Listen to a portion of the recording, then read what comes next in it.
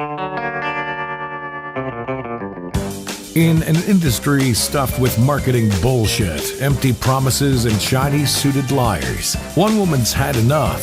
She knows what it's like to have the wrong clients, no money, and no time for fun. But she also knows how to fix it. And on the Business for Superheroes show, she promises to tell the down and dirty truth about business, sales, and running away with the circus.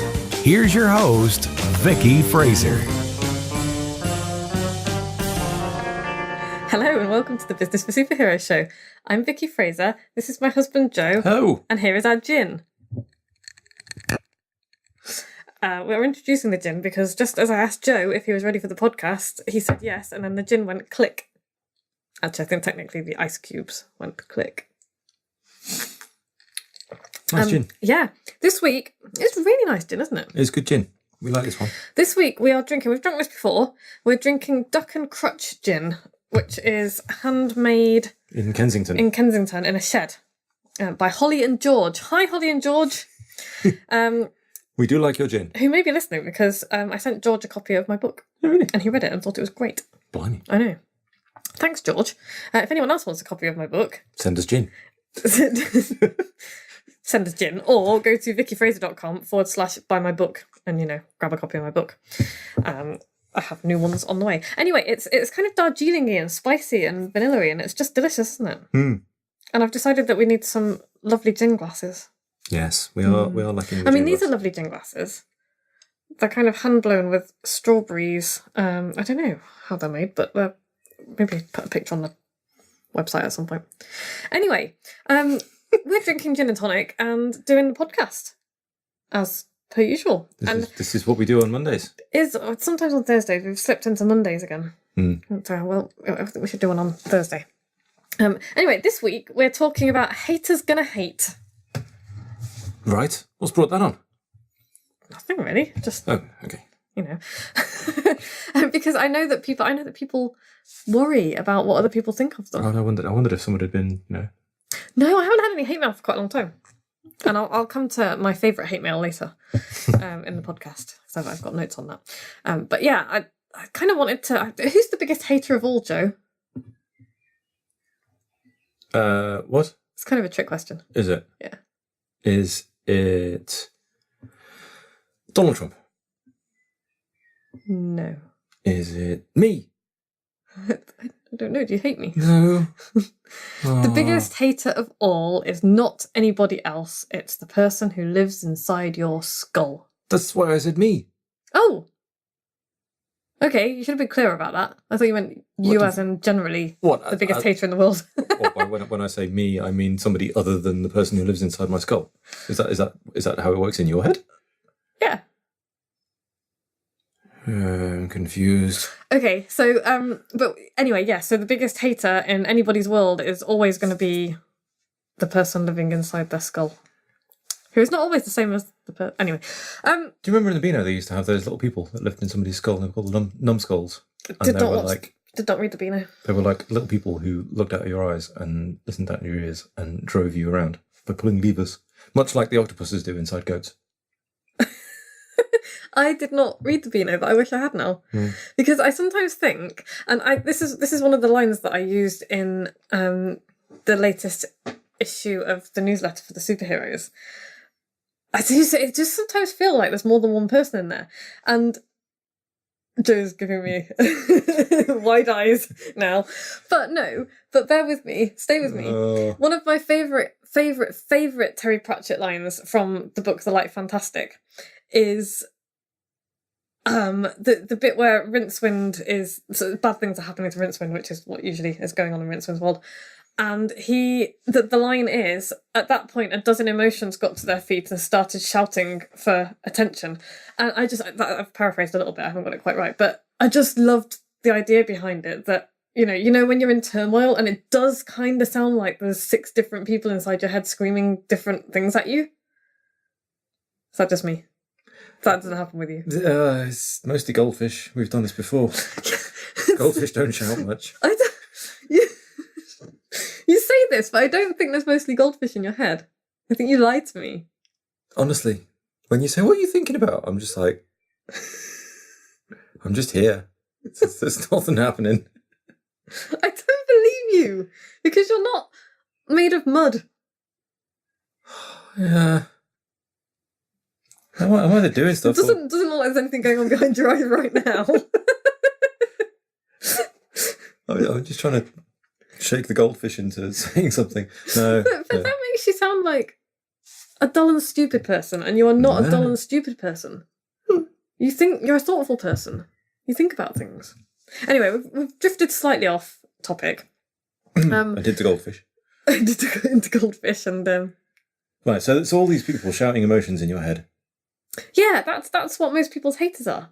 Anyway, I wanted to talk about haters gonna hate because if you want to sell things and become more successful, and I'm assuming that people listening to this podcast want to do that. Hi, Vagard.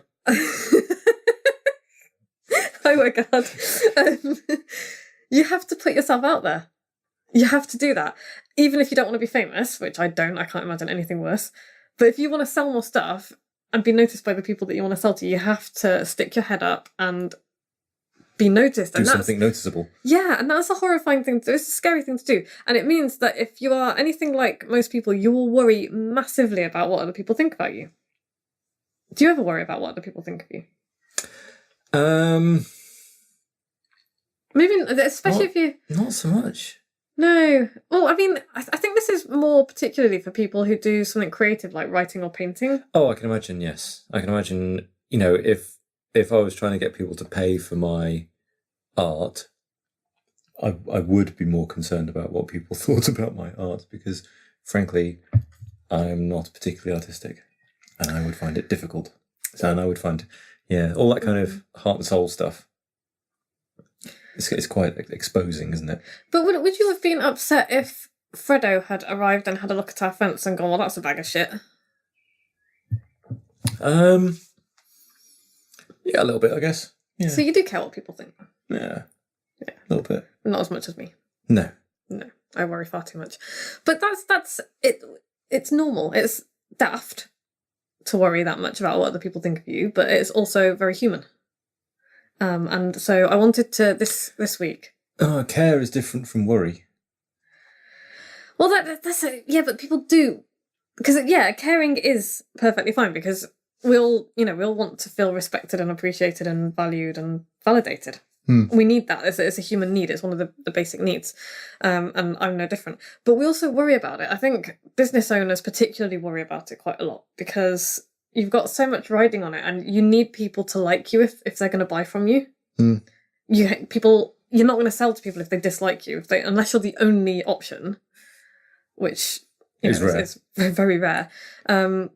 It's like I fucking hate BT and I have no choice in the matter. And if I had any choice at all, I would be gone, like a gone thing. But yeah, I mean, I think for business owners, we do worry a lot. And it's even if you're not creative, I think people actually are creative, even if you're not artistic and you run a business, I think you still worry because you have to market yourself and put yourself out there. And in doing that, you're going to have an opinion, which you should do about all sorts of things because, otherwise how can people tell what you stand for? And when you start doing that, you start to worry about what your friends and family are going to think because they're going to see your marketing at some point. And, if you have an opinion that's different to theirs... They're going to notice. They're going to notice and they might become one of your haters. Oh. And they might do. And, I worry all the time if I put one of my opinions out there in a blog post or an article or whatever, and I can think of a few people who are probably not going to like this, and some of them are not going to be able to separate the fact that I'm fundamentally a pretty good person, I think, from the fact that I might hold a different opinion from them, because people find that really, really difficult. Yes.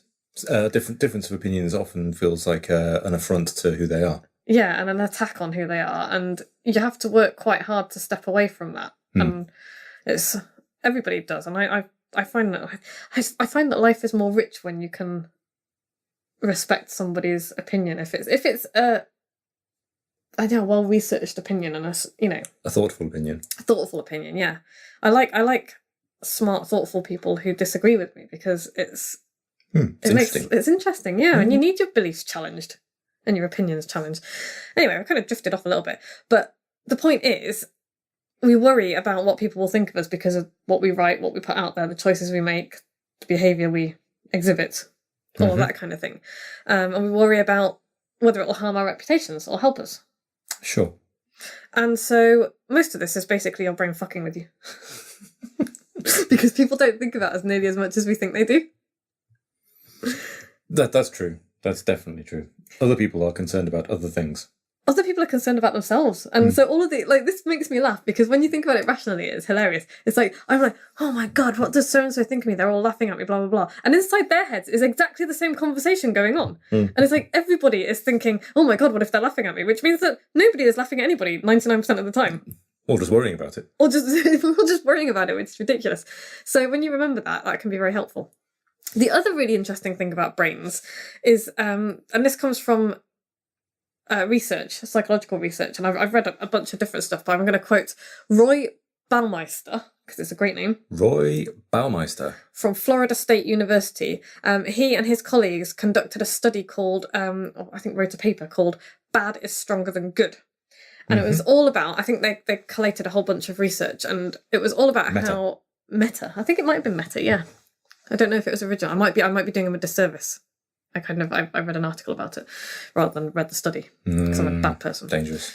But I am going to go and read the study. But I've got it actually bookmarked in Evernote because, but the crux of it is that humans are more likely to remember negative things than positive ones. Okay. And that's from like evolution. Sounds very evolutionarily sensible because good things ain't going to poison you to death. Exactly, or eat you. Or, yeah, bite the top of your head off and spoon out the innards. Like a badger. So yeah, we're more likely to remember, all of us are more likely to remember unhappy events than happy ones. We're all more likely to focus on negative criticism than positive praise. And apparently Baumeister reckons it takes 5 positive events to make up for 1 negative one, and I can believe him. Okay. Because there is nobody who will ever be harder on yourself than you for most people. And stop it wagging my finger at it. Be kinder to yourselves. And remember that as well. When you get one piece of negative feedback, actively go and look for the positive feedback that you get, because there's far more of it. Unless you're very, very bad at what you do. And I don't really think most people are very bad at what they do. Unless you're appalling at what you do. There's going to be far more positive feedback than negative, right? Sure. Go and spend some attention on that. Yeah. And, because I'm gonna come back to that in a minute, because it's really important that you don't focus all of your energy and all of your attention on the negative stuff. And I'll come back to why in a minute with a motorbike analogy. But yeah, we wanted to talk about hating today because it's something that we all have to deal with. And getting people to hate you is really, really easy. All you have to do is have an opinion and state it. Okay. All you have to do is be creative and put it out there. All you have to do is be yourself. Because for all of those people who like you, there's going to be a small proportion of them who hate you. And most people won't think about you at all. Sure. Does that make sense? Yeah. So like when most people read my stuff, they read my stuff and then they carry on with their day. Yeah. Maybe they think, that's interesting. Maybe they think, meh. That's a bag of shit. Move on. And they move on. And it's like, you turn off the TV and move on to the next thing. A few people reply to my stuff and they'll tell me their experiences or answer my questions or whatever. That's always good. And that's always nice. Yeah, I really like hearing people's stories. A really small proportion join my email list or, subscribe to this podcast. And that's cool. A really small number buy from me. And that's awesome. And then a teeny, teeny, tiny proportion of people send me hate mail, which I haven't had any recently, so I'm clearly not trying hard enough. Come on, haters, buck your ideas up. Well, no, it's my fault. I'm not being... You're not being... I don't know, not being... I'm not talking about being controversial for the sake of it, but, if you've got a strongly held opinion and you really believe in it, then put it out there. Because for all the people who hate you for it, there's going to be people who love you for it. So I have had some... feedback, negative feedback. I'm not going to call it negative feedback because it's not. It's just pure hate mail. Okay. Fuck off and die. That's a good one. Yeah, it's not very imaginative, frankly. No. But disappointing. I remember really, really being taken aback when I first got that. Do you remember that? No. No, I can't remember if I showed you or not. I don't know if I kept it. It was my first piece of hate mail. Oh, you should have framed it. Well, if it had been more imaginative and eloquent than fuck off and die, I would have done. So what was that about? I think stubbed his toe, and my email was the first thing he read in the morning. It wasn't it was nothing controversial at all. It was just, I can't even remember what the email was now. I should probably look it up. Blimey. But that was the only reply that I had to that email, so it can't have been that interesting. So he must have just stubbed his toe. And my second favourite one was when I got told that I was going to go to hell because I had a few swears in my book. And do you remember that she questioned my parentage? I do remember your parentage being questioned. And how I was a terrible person. And I just remember thinking, good Lord, with all of the actual bad people in the world doing bad things, what's going to happen to them if I'm going to hell just for saying fuck? What's going to happen to the people who've actually hurt somebody? And also, can we get our priorities straight, please? Yeah, she wasn't writing to them, was she? Well, no, because it's much easier to attack somebody on the internet. So that was funny. That was a nice example of religiosity gone haywire. Yeah. That amused me. And also she decided that she was going to report me for spam based on that, rather than the fact that she'd actually bought my book and, had signed up for my emails. And I remember being like, and then she got her friends to report me for spam as well. And I was like, that's not how this works. That's not how any of this works. I'm doing that internet meme now with the old ladies, Mm-hmm. And so I remember writing to my ISP and sending a whole chain of these emails of being like, this is why I got reported for spam by this woman and her buddies. And they were like, wow, good work. We'll delete those spam marks for you so that you don't get, marked down for it. But that's the kind of shit that can come out of, Mm-hmm. being yourself. And, swearing isn't for everybody. That's fine. But to find it offensive, I find bizarre. It's words. If it's directed at you in an aggressive way, that I get. Otherwise, it's just words. Get over it. Yeah, move on. Find something that matters to be offended about. Yeah.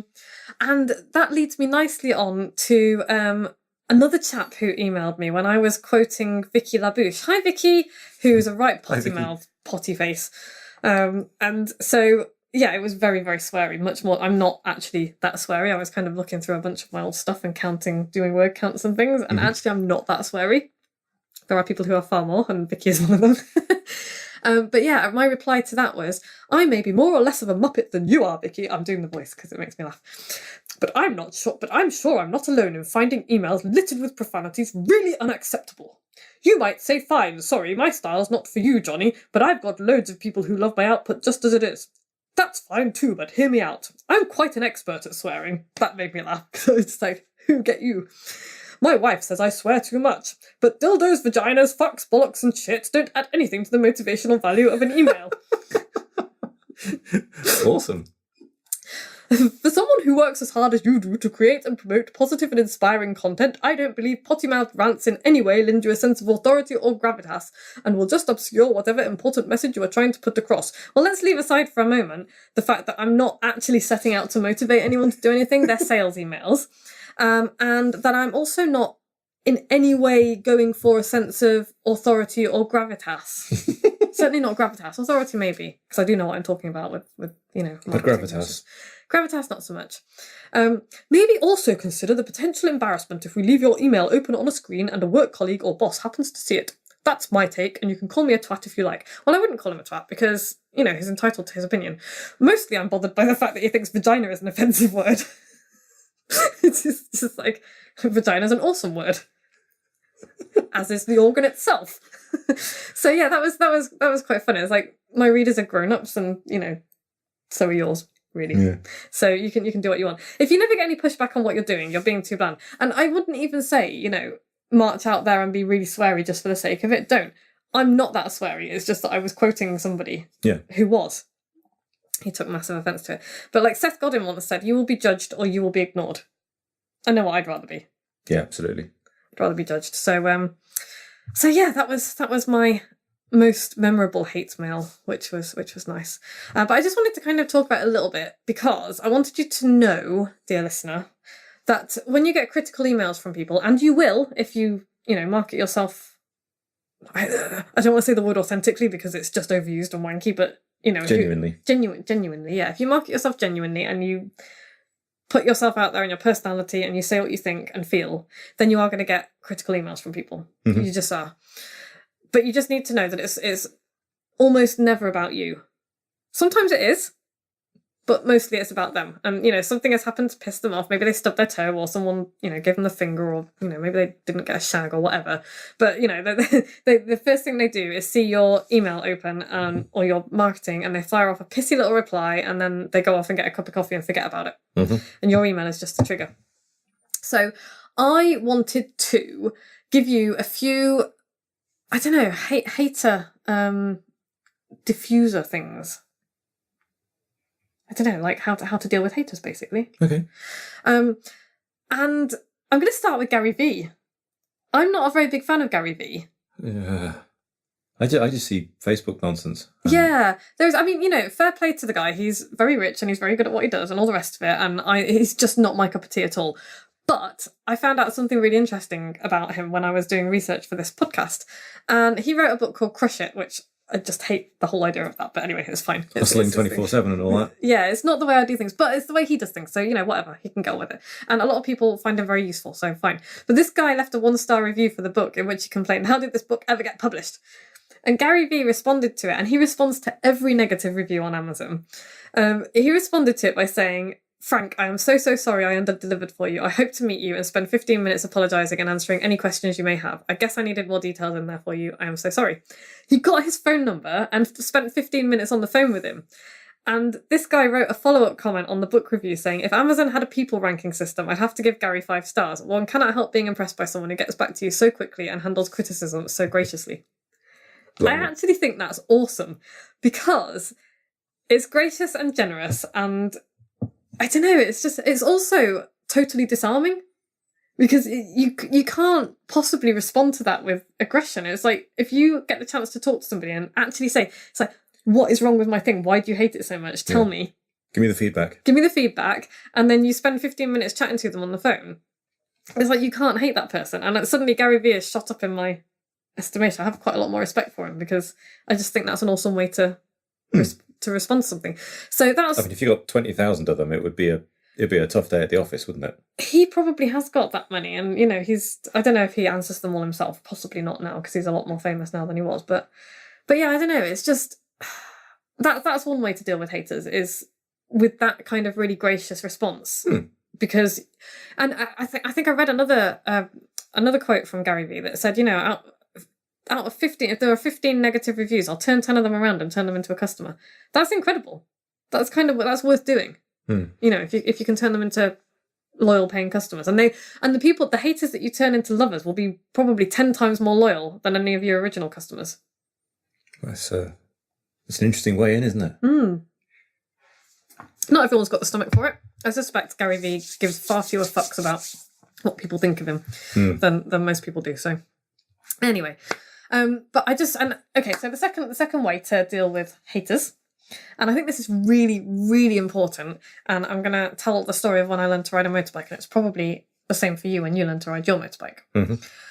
One of the first things my instructor taught me was that the bike goes where your eyes are. And so if you're negotiating a scary bend and you're looking at the scary bend. Yes, you're looking at the apex or the verge or the tree on the edge. That's where your bike's going to go. If you can drag your eyes away, and you do, it is a physical effort, isn't it? Sometimes? You know, when you're going that little bit too fast, probably not too fast, but too fast for your comfort.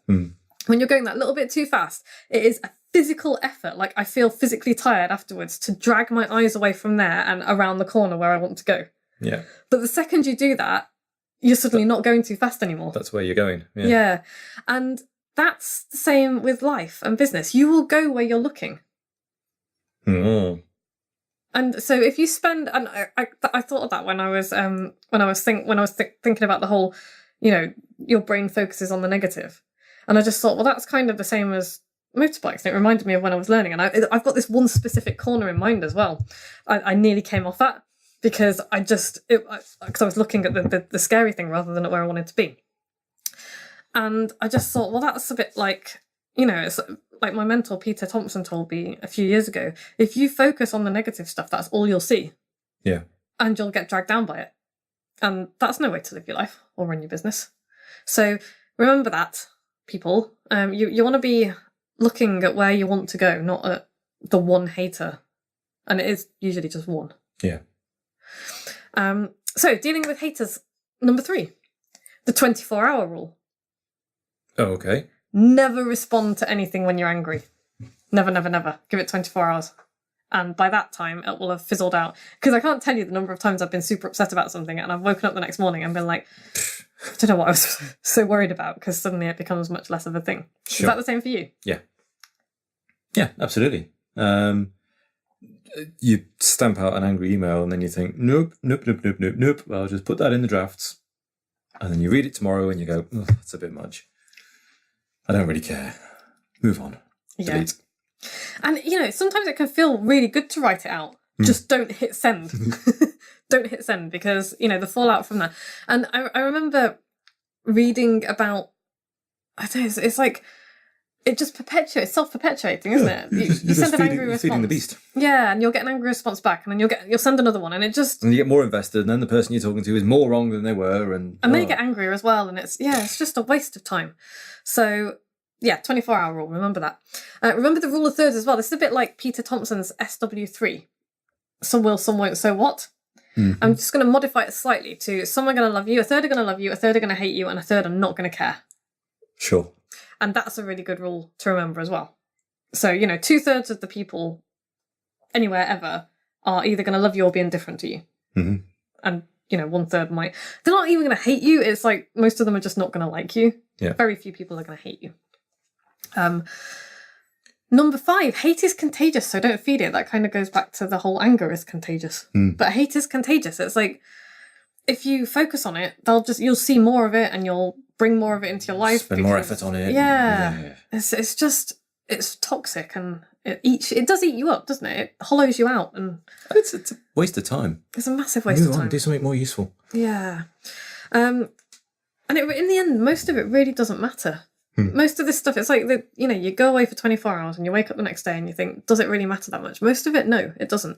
And so that's where I'm going to bring in my post-it note strategy, which I got from Brené Brown, the author Brené Brown, who is a wonderful woman. Hi, Brené. Oh, if only she was listening to this podcast. She wrote Daring Greatly, which is I don't like to bandy the words change my life around too much, but it's a book that did certainly have an impact on me. And she does the post-it note strategy, which is also what I do. Just a little, 2-inch square post-it note. Mm-hmm. I have one for business, one for personal, and on it I write the names of people whose opinions really matter to me. So, like, on the personal one, there'll be your name, my mum's name, my best friend's names, a handful of people. And if somebody says something to me about, anything not work-related that really upsets me, if their name isn't on that post-it note, what does it matter? Really, it doesn't. If somebody on that post-it note says something that really upsets me, then I'll take a long, hard look at what I've done to upset them. And it's the same with business. I've got a handful of people whose opinions I really care about with my business. They're not the same names as on the other post-it note. Well, it's good to know you don't. Your name is on both. Am I? Yeah. Oh, because you're part of my business. I feel privileged. I mean, I wouldn't necessarily take your opinion on some of the technicalities of marketing, but, on the strategy and direction and stuff, then of course. Oh. Yeah, you're part of this business. You'll do my podcast. Well, I'm the star of this podcast, really. You are the star of this podcast, yeah. It's a continual source of woe for me. Sorry about that. It's fine. And finally, I think if there is something you can learn from, if it's just random hatred and trolling like fuck off and die, then there is nothing you can learn from that and you really should ignore it. But if, there is some stuff that I get that's negative feedback. Like I had I wouldn't say negative feedback, but constructive criticism from somebody a while ago. And I had a look at it. I was like, yeah, actually, you know what? I think you're right. Mm-hmm. And I thought I'm going to be more careful about what I say in future, because actually looking at it like that, yeah, that's not how I want to come across. Oh, yeah. So look at it, if it's well articulated and not threatening feedback, then, sometimes it is worth looking at. And you can look at it objectively and think, okay, well, thank you for that feedback. I still think I'm right. Then that's great. But if you can look at it and think about it and think, maybe there's something in that. Maybe there is something in that, then that can be really useful as well. I don't think that's really haters so much as constructive criticism, though, because the person who gave me that constructive criticism certainly wasn't in any way a hater. Yeah, and you got to be kind of grateful for that helpful criticism, because it helps everybody move forward. Yeah, and it got me putting myself in someone else's shoes that I would never have thought to do. And I think that's always useful, because I always want to be trying to be empathetic if I can be. And sometimes it's difficult until somebody points something out. It's always difficult. So yeah, what's the takeaway? Joe, you can do the takeaway this month. Takeaway. This week. In the end, it comes down to, do you want to be protected and invisible, or do you want to give something to the world? Do you want to do something? If you do, you have to put yourself out there. And some people aren't going to like that. No. Don't worry about it. Some people are going to love it. Some people are going to think it's brilliant. And most people probably aren't going to care. A lot of people won't care at all.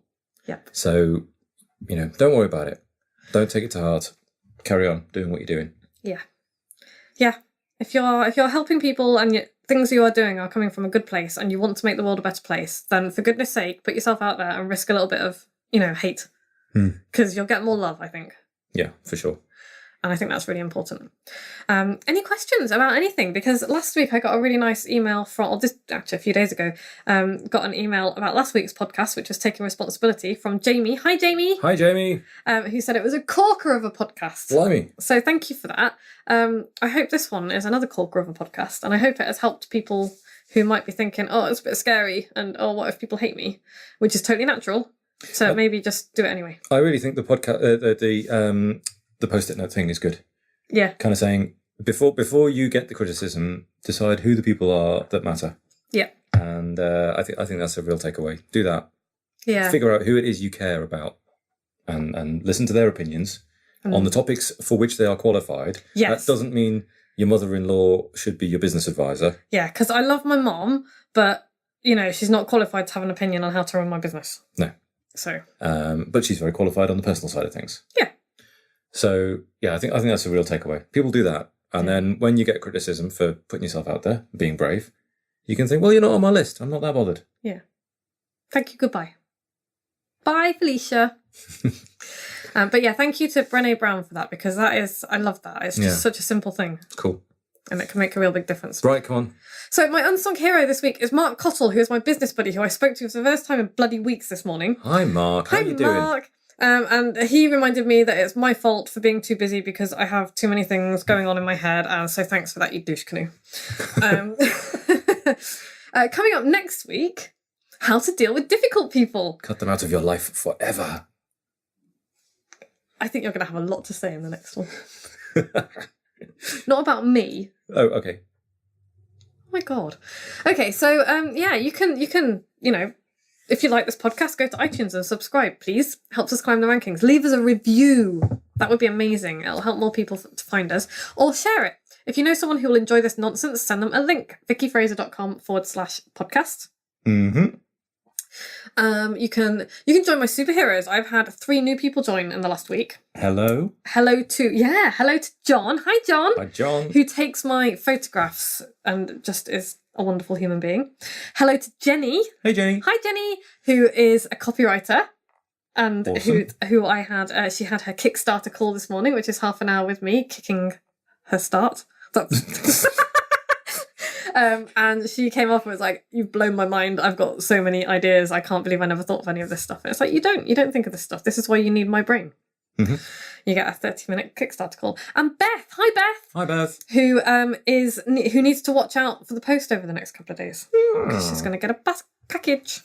So you can join me by going to, holy hell, it's a ridiculous long-winded order form. If you'd like to join, drop me an email and I'll send you a link to the order form because the landing page isn't up yet. You can join Bookaholics Anonymous, vickyfraser.com. There's so much going on. I know, I'll stop now. Come back next week. We'll tell you how to deal with difficult people. Excellent. Thanks, Joe. No worries. Take care. Bye.